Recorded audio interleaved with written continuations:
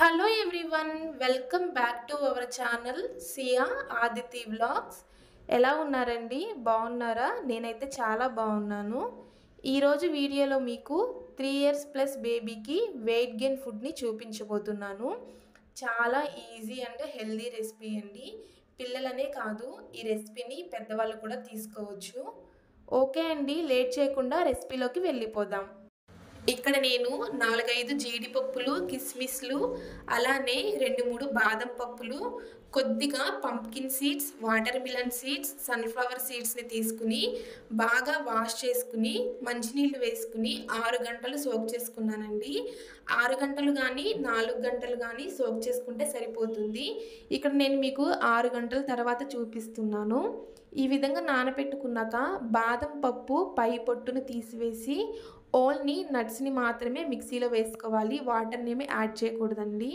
అయితే ఇక్కడ ఈ నట్స్తో పాటు అరటిపండు కానీ, యాపిల్ కానీ, క్యారెట్ కానీ, బీట్రూట్ని కూడా యాడ్ చేసుకోవచ్చండి.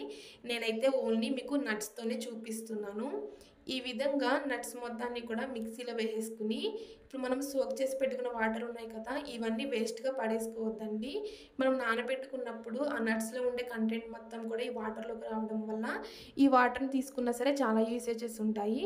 సో ఇప్పుడు మనము ఒకసారి ఈ నట్స్ని గ్రైండ్ చేసుకుందాము. ఇక్కడ నేను మీకు గ్రైండ్ చేసుకున్న తర్వాత చూపిస్తున్నాను. చూడండి ఎలా ఉందో, పలుకు పలుకుగా ఉంది కదా. ఇప్పుడు కొంచెంగా మనము సోక్ చేసి పెట్టుకున్న అంటే నట్స్ని సోక్ చేసి పెట్టుకున్న వాటర్ ఉన్నాయి కదా, వాటిని కొద్దిగా యాడ్ చేసుకుని ఇంకోసారి గ్రైండ్ చేసుకుంటాను. ఇప్పుడు మీకు సెకండ్ టైం గ్రైండ్ చేసుకున్న తర్వాత నేను చూపిస్తున్నానండి. ఈ టైంలో మీకు సాఫ్ట్గా ఈ నట్స్ అనేవి గ్రైండ్ అయిపోతే ఓకే. ఇంకా మీకు పలుకు పలుకుగా ఉన్నాయి అనిపిస్తే ఇంకా మిగిలిపోయినాయి కదండి మనం సోక్ చేసి పెట్టుకున్న వాటరు, ఆ వాటర్ని కూడా యాడ్ చేసుకోండి. చూడండి, నేను మీకు సెకండ్ టైం గ్రైండ్ చేసుకున్న తర్వాత నేను మీకు చూపిస్తున్నాను. సాఫ్ట్ జ్యూస్ లాగా అయిపోయింది కదా. ఇప్పుడు దీన్ని వేరే బౌల్లోకి తీసుకొని సైడ్కి పెట్టేసుకుందాము.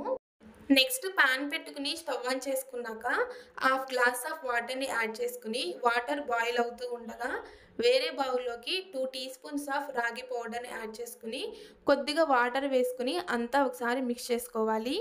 ఈ విధంగా మిక్స్ చేసుకున్నాక చూడండి, వాటర్ ఈ విధంగా బాయిల్ అవుతూ ఉన్నప్పుడు మనము వాటర్లో మిక్స్ చేసి పెట్టుకున్న రాగి పౌడర్ని యాడ్ చేసుకుని ఉండలేం లేకుండా అంతా ఒకసారి మిక్స్ చేసుకున్నాక ఇక్కడ నేను స్వీట్నెస్ కోసం కొద్దిగా బెల్లాన్ని యూజ్ చేస్తున్నాను.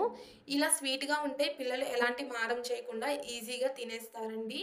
ఇప్పుడు అంతా ఒకసారి మిక్స్ చేసుకుని రాగి జావ కొద్దిగా దగ్గర పడుతుంది అనుకున్నప్పుడు మనము మిక్సీ పట్టుకున్న నట్స్ ప్యూరీని కూడా యాడ్ చేసుకుని అంతా ఒకసారి మిక్స్ చేసుకుని ఈ విధంగా దగ్గర పడే వరకు కూడా కుక్ చేసుకుంటే సరిపోతుందండి.